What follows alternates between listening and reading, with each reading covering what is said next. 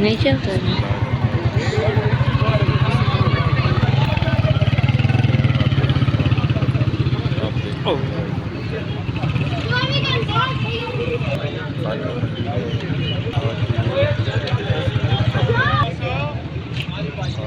आखिरी दिन है कल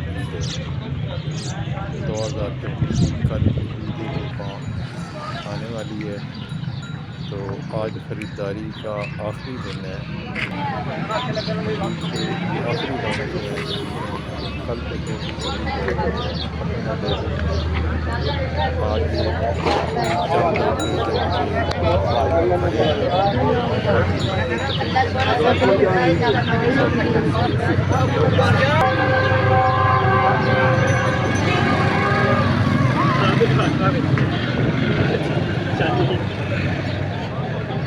जो जानवर यहाँ आज खड़े हैं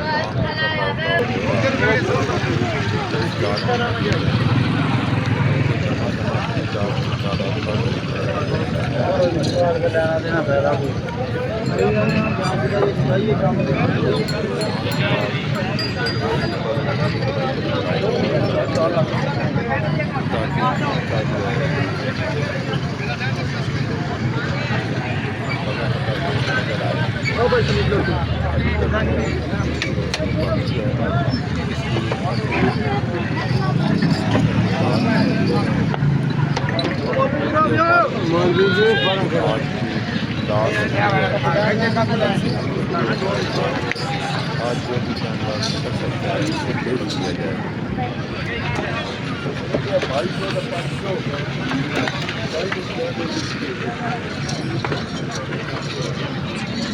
मैं देख रहा हूँ कि यहाँ पर जैसे गाय बैल वगैरह मौजूद हैं, इसके साथ साथ ये कट्टे भी मौजूद हैं, बड़े जो कट्टे बड़ी होती है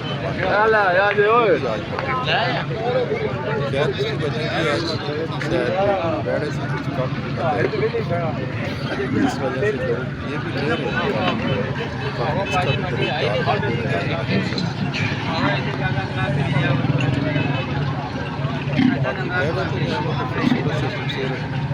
बड़ी से बड़ी किसामत की भी मौजूद है और छोटे से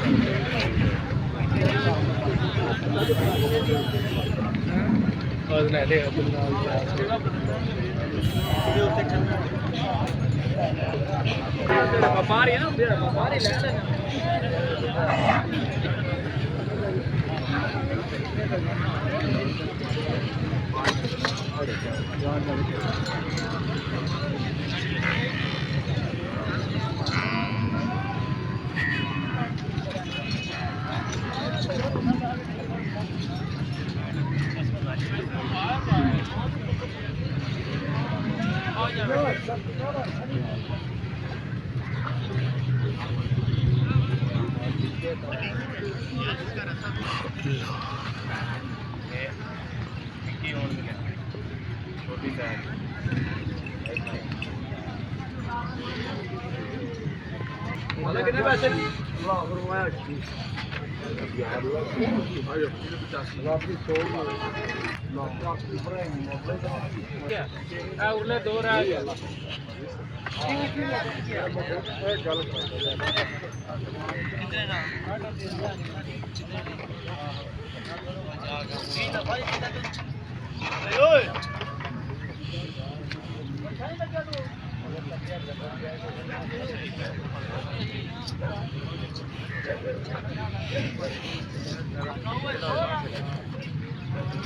घबराना नहीं असी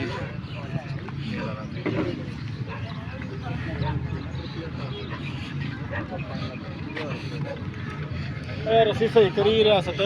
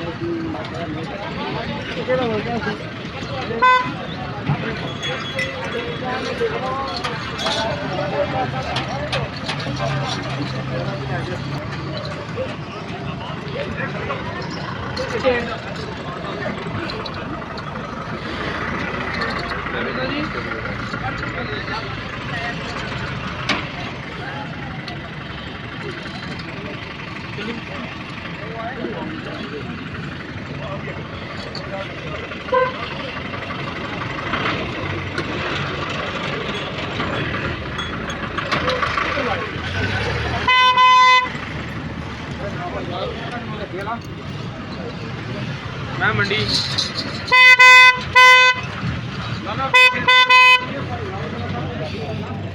क्या किलो